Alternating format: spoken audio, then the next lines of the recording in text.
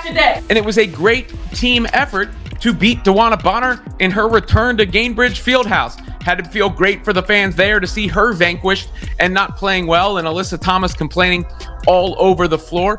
What's remarkable about basketball is the way karma can come back around, and DeWanna Bonner learned that lesson the hard way when she made her return to Indianapolis. After abruptly quitting on the Indiana Fever in the middle of the season, Bonner likely imagined she'd landed in a better situation with a stronger team, but when she stepped back onto the floor at Gainbridge Fieldhouse, the universe had other plans. The Fever, without their star Caitlin Clark, delivered a resounding statement by defeating the Phoenix Mercury 107-101. Bonner, meanwhile, was mercilessly booed throughout the game, managed only 4 points, and watched as her replacement, Ari McDonald, exploded for a career-high 27 points. Adding to the drama, Bonner's fiancée, Alyssa Thomas, was caught on camera taunting Fever fans, only for both of them to be silenced by the very team they had dismissed as not good enough. The question now, what lit a fire under Caitlin Clark, even from the bench, and how did karma hit Bonner from every angle that night? If you agree that instant karma came for Bonner, drop a comment saying instant karma, Bonner, because let's be real, this moment was worth celebrating.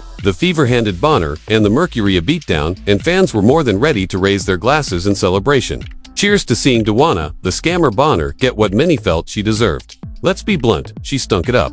After all the noise she caused when she left the Fever, many assumed she'd rise to another level. But apparently, even switching uniforms didn't stop her from bricking threes off the side of the backboard. The second Bonner stepped onto the Gainbridge Fieldhouse court, you could feel the electricity. This wasn't just a regular game, it was personal for Fever fans. Ever since she walked away from their team mid-season, the crowd had been waiting for this day. The moment Bonner checked into the game, the boos rained down in. They didn't stop for a single second. Her return wasn't just another road trip appearance. It was a face-to-face encounter with a fan base that felt betrayed. Every time she touched the ball, the crowd got louder, more vicious. When she stepped to the free throw line, fans screamed, "Quit her" at her. The animosity was intense and deeply personal. Even Caitlin Clark, who was sidelined with a groin injury, was visibly enjoying every moment of it. Sitting on the bench, Clark celebrated every single time the Fever defense shut Bonner down. When Lexi Hull and Natasha Howard teamed up to block Bonner's shot and force a shot clock violation, Clark jumped out of her seat like they'd just won the WNBA Finals. It was a moment that showcased not only team unity, but how the locker room really felt about Bonner's departure. Bonner's attempt to score against Hull ended with a badly missed fadeaway jumper. Later, Copper tried feeding her in transition, only for Bonner to get blocked again and the shot clock to expire. She was walled off, denied at the rim, and looked completely out of rhythm. And while Bonner was struggling, her fiancée, Alyssa Thomas, made sure to inject herself into the chaos. Thomas taunted Fever fans throughout the game, getting into verbal altercations with various sections of the crowd. She was even caught on camera saying Bonner had joined a real team, completely unaware of the embarrassment that was about to unfold on the court. Thomas seemed to think she was flexing, but what followed was the complete unraveling of their narrative. Thomas doubled down on the taunts, escalating her confrontations with the fans in a failed attempt to defend Bonner. But as the game continued, it only got more humiliating. Bonner finished with a pathetic stat line for points on 1-4-4 shooting in 21 minutes, along with one lonely rebound. Her new real team was getting dismantled by the very squad she deemed unworthy.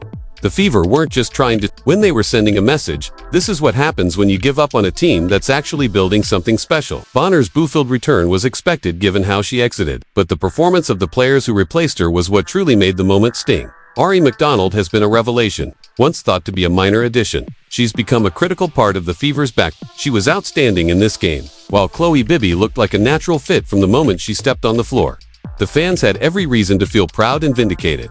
And what made this all the more impressive was that it happened without Caitlin Clark, a Mercurian, sitting third in the WNBA standings, were favored, especially with Indiana missing their superstar. The critics were ready to pounce, assuming the Fever would crumble without Clark, but no one informed Ari McDonald of that script. She took it upon herself to rewrite the entire narrative. McDonald, who wasn't even part of the roster at the start of the season, proved that Bonner leaving was a blessing in disguise for Indiana. A star during her college days at Arizona, where she averaged double figures across all 93 games, McDonald was more than ready for this opportunity. She seized the moment, dropping a career-best 27 points and going a flawless 10-for-10 from the free throw line. She attacked downhill with purpose, dished out for assists, and played like someone who knew this might be her only shot. Her speed and heart were too much for Phoenix to handle. When asked post-game when she realized she had it going, McDonald credited seeing her first 2 three-pointers drop which gave her the green light to keep attacking. She saw the lanes opening up and made the defense pay, and she didn't do it alone. Chloe Bibby, signed to a 7-day contract, chipped in with 10 huge points and provided much-needed floor spacing. She even recorded a steal on the defensive end. Whether in transition or half-court sets, Bibby was proving she belonged. She hit a crucial three-pointer when the Fever trailed by 9, a shot that sparked the team and reminded everyone why she was brought in. Sophie Cunningham added to the momentum with a clutch 4-point play, finishing with 12 points of her own. Meanwhile, DeWanna Bonner's old spot in the rotation was now occupied by Damaris Dantas, who came off the bench and contributed another 12 points, including a slick dream shake move that left Alyssa Thomas grasping at air. The Fever's scoring was coming from everywhere. Cunningham nailed three-pointers and converted and-ones. Bibby knocked down a corner three.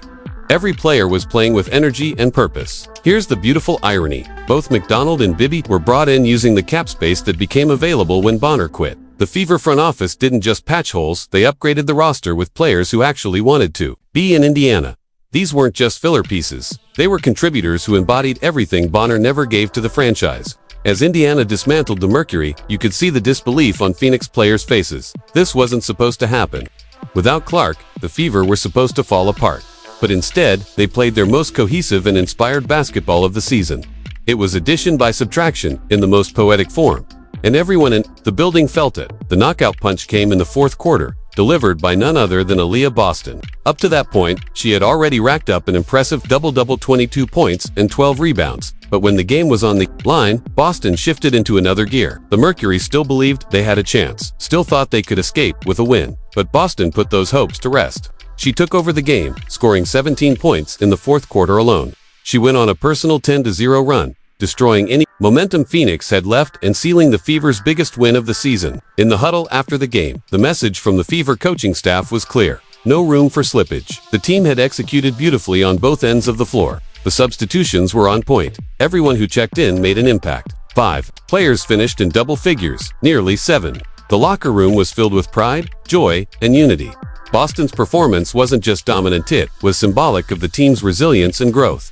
This game wasn't just about revenge or individual stats. It was about team identity, proving critics wrong and showing that this Indiana Fever squad has heart. Even without Caitlin Clark on the floor, they showed they could punch above their weight and land the knockout blow when it mattered most. Ask ChatGPT.